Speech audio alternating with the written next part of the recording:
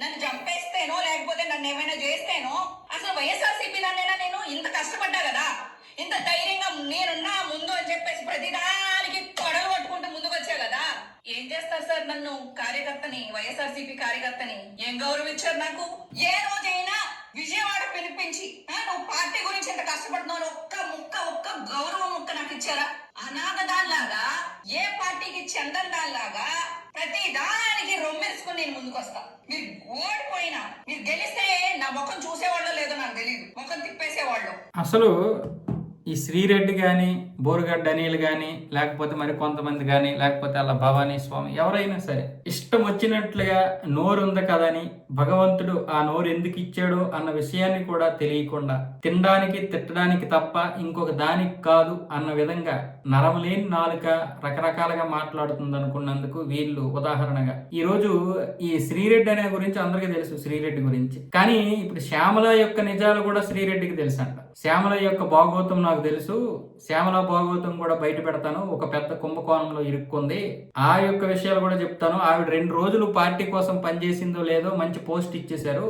నేనేమొచ్చేసి party కోసం ఇన్ని కష్టాలు పడితే చివరికి ఈ రోజు అనాథలాగా అయిపోయాను. అంటే బోరిగడ్డ అనిల్కి మొన్న జరిగింది కదా, అక్కడ తాడేపల్లిగూడెం ప్యాలెస్ దగ్గర జరిగినటువంటి అవమానం అందరూ చూశారు కదా. ఇప్పుడు శ్రీరెడ్డి ఏమొచ్చేసి బయటికి వచ్చి నేను అనాథనని చెప్తుంది. ఎవడు మిమ్మల్ని వచ్చి తిట్టమన్నారు? వైసీపీ వాళ్ళే తిట్టమన్నారు అనుకుందాం, కానీ మీకంటూ ఒక విచక్షణ ఉండదా, విజ్ఞానం ఉండదా? ఆ మనిషి ఆ మైండ్ పనిచేయదా? అంత దారుణంగా ఎవరైనా తిడతారా? బూతులు తిడతారా?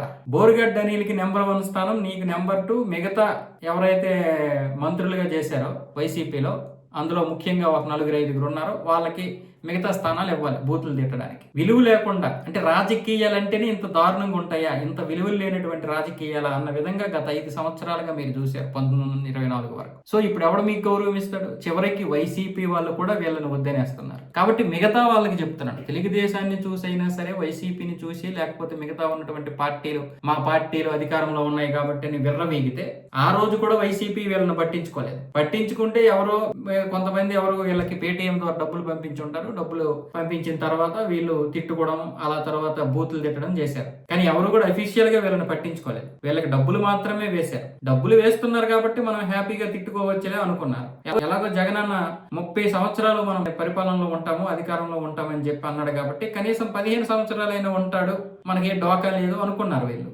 ఇంత దినిగా ఇంత దారుణంగా 11కే పడిపోతారన్న విషయం వీళ్ళకి అర్థం కాక ఇప్పుడేమొచ్చేసి ఆ జగన్ పట్టించుకోకపోయేసరికి ఈ విధంగా అర్రులు చేస్తున్నారు. కానీ జగన్మోహన్ రెడ్డి ఎప్పుడూ అంతే. పులివెందులలో కూడా జగన్మోహన్ రెడ్డి గారి ఫ్యామిలీ ఈ విధంగానే వాడేసుకుని వదిలేస్తారని చెప్పి చాలా మంది మొన్న బోరుగడ్డ అనిల్ యొక్క ఇష్యూ జరిగిన తర్వాత బయటకు వచ్చి చెప్తున్నారు. నువ్వు నీ స్వార్థం కోసం మాట్లాడి, వాడు వాడి స్వార్థం కోసం మాట్లాడుకుని ఇష్టం వచ్చినట్లుగా చేసుకుని చివరికి ఇప్పుడు జగన్మోహన్ రెడ్డి పట్టించుకోలేదంటే ఎవడు మిమ్మల్ని ఇప్పుడు పట్టించుకుంటారు? మిగతా వాళ్ళు తెలియాల్సింది ఏంటంటే, మిగతా వాళ్ళు తెలుసుకోవాల్సింది ఇలాంటివి చేయకూడదు.